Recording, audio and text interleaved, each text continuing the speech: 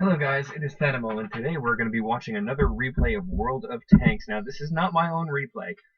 This is a replay from my good friend Blackbird. You've probably seen her playing with me on my T71 game that I recently posted. She's actually platooned with King Gear Tech, and she is in a Matilda Black Prince. Now Matilda Black Prince is not considered by many people to be a very good tank. Let me explain exactly what it is. A Matilda Black Prince is exactly what it sounds. It's a Matilda, which is a tier 4 medium tank. They're very well armored at tier 4. Apparently this one's named the Princess. I'd never actually seen that. Anyways, so it's basically Matilda, which is a heavily armored tank at tier 4. Some say that it's a tier 4 heavy, really. And it's a wonderful tank, absolutely marvelous. But this is actually a Black Prince turret to be stuck on it, and it's a premium tank that you can buy for gold in the game, and it's at tier 5. Now at tier 5, the armor becomes slightly less impressive, and so a lot of people lead to believe that it has an okay gun, but it's very slow and not well armored, and it's a piece of crap. But for some reason, Blackbird seems to have some really great games in it, and I've been witness to it, and now we're going to be all witness to it. So she's on, man, I got to remember these maps. She's on steps, and we're in a counter battle, and both teams have a fair amount of heavies, a very good mix of tanks. They have a lot more light tanks, but she is platooned with another premium tank, which is the Churchill 3 over there. And I believe she's going to be taking the northern route. Time to roll out.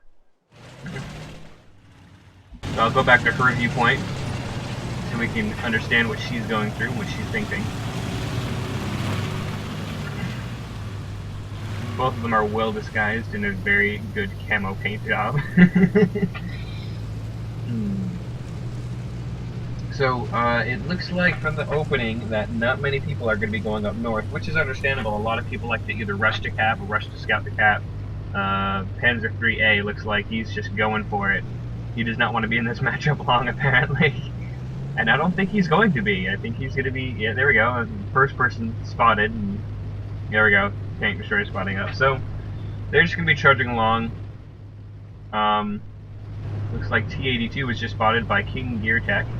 That's something that'd be nice and tasty to shoot at, but we do not get a shot here.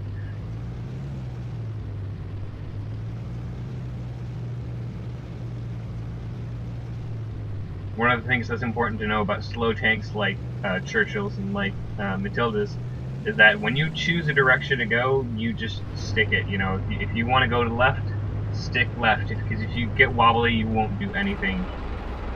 So it looks like they're sticking it out here. There we go. That's going to be a little bit difficult to penetrate. The T1 Heavy has a pretty good frontal armor. Looks like she's backing up to try to get that M5 Stuart, but I don't think she's going to get a good angle on it. Especially with the with King Gear Tech angling. I'll just call him the King. Yeah. Looks like she's kind of going for the flank now. It's good. That's a really good sign that they're getting artillery support, because they're really going to need it. T-82 is nice, soft, and squishy, and it's turning around, and it is bouncing. Now, I don't have the mod that tells you what kind of ammunition they're firing at you, but I'm pretty gosh darn sure that he was firing AP, because that would have done stun damage. But here she is just munching on the buns of a T1 Heavy, getting a ton of XP for this. And she gets a ton of damage. She's bouncing off the rear from her Crusader, which is awesome. And just gotta finish this guy up. There we go. So she already has 3 kills, which is excellent. And she's taking no damage. And she might get a 4th here. Nope, he's gone. I'm going to try to flank around or try to run away, either way. But she already has, with that gun, I mean, if we look over at the gun, it only does 75 damage a shot, and she's already racked up 628 damage, which is not bad at all. You know, that's a lot of solid hits in there. That T1 Heavy, she was just able to rack up the damage with that. And that T1 Heavy was just completely unaware. So now they're getting to the point where they're actually coming up with artillery. And the artillery misses, and the artillery is dead thanks to King Gear Tech. So they're having a really healthy game. They've taken out an entire flank, and they have 5 kills in between them. One more and they'll get a Brothers in Arms. And again, we see the lack of mobility in this tank. It is a very, very slow tank. You see that the Churchill 3 moving quite quickly. And now they've started to cap, so it's become very apparent that this one side is flanked around and they've kind of done this thing where they're kind of swapping positions, but because the cap is all the way over there, they are just capping it out. It's getting to that point. They have enough people spotted in that general area to be able to cap the entire, you know, have 3 people cap, but they don't decide to do that. Which, if they knew exactly where all of these friendly tanks were, they'd probably start capping, because they realize that, you know, we got these 2 heavies, or these 2 slow tanks moving all the way over at their spawn. They'd probably be able to cap it out, but I bet you there's some people who either want to kill all or something. I think in a close game like this, capping would be the best and forcing them to bring combat to you, but that's not what they're doing here. You can see, there we go, again, more teamwork. They're working together, they're staying close.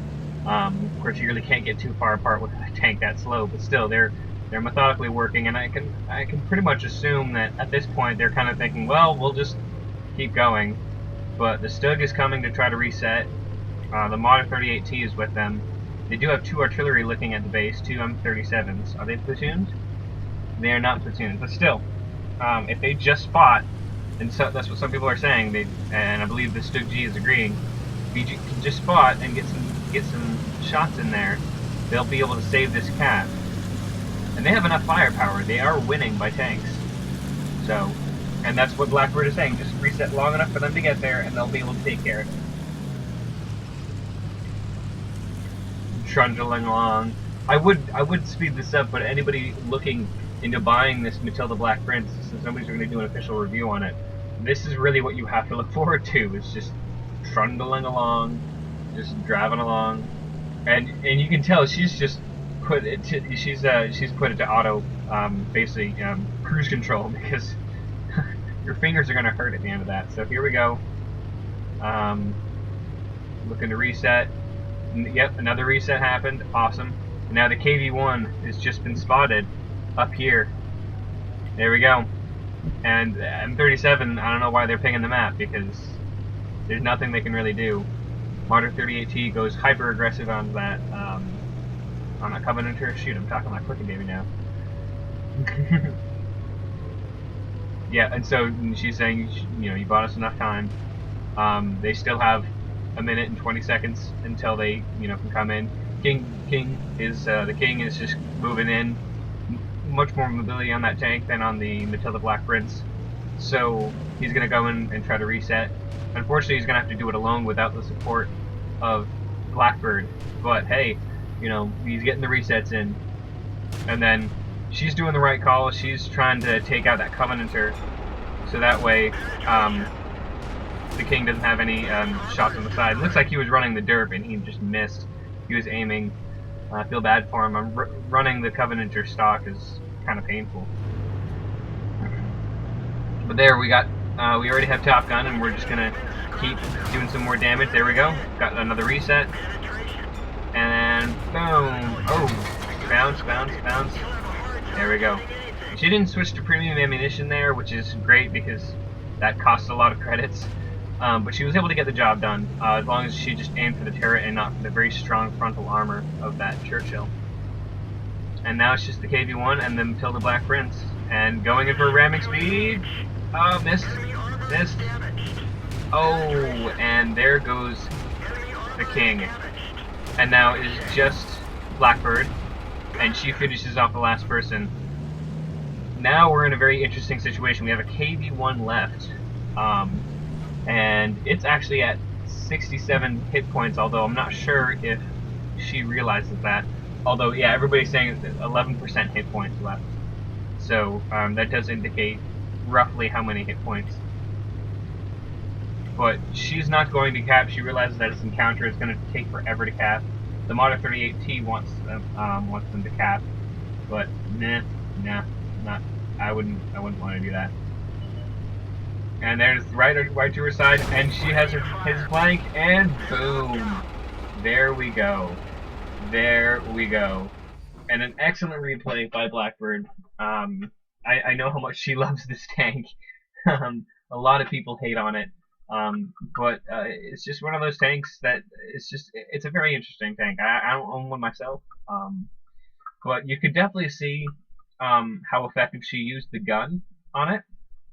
And it's interesting how often she was able to flank people, even though she's very, very slow. I think the important thing to do is to make sure you keep this tank hull down, not necessarily because turret armor or gun depression is insane, but just the less shots that you take, the more damage you're able to do. You know, this is one of those guns that is high penetration, low damage, high rate of fire. And I've seen those tanks. I've seen those guns on a lot of tanks that people consider to be bad tanks, but it's just a state of how you play the tank. You know, the Panzer III is very similar to that in that it's much more mobile, but it has a high penetration, high rate of fire, low damage gun, and those can still work. Those can very much still work, and you can see here how many shots she was able to do. She was able to do over 1,600 points of damage from 26 penetrations. So it puts in perspective how much damage you can do with that high DPM. You just have to be very cautious on how you use it. And so, very great. Congratulations. I think this was her first Radley-Walters, I believe. And yeah, it was just an awesome replay to watch. So yeah, thank you guys so much for watching, and I hope you enjoyed this replay. Subscribe to me if you want to see more of this stuff or more of my gameplay. That should be coming up soon. S9.3 just opened today. I actually just did this replay to make sure I had it saved in, so that way I can, you know, save it for later. I might be doing this with a few other replays that are from 9.2, so I don't have to do this whole backup thing, and that may or may not work. So again, thank you guys so much for watching, and you guys have a nice day.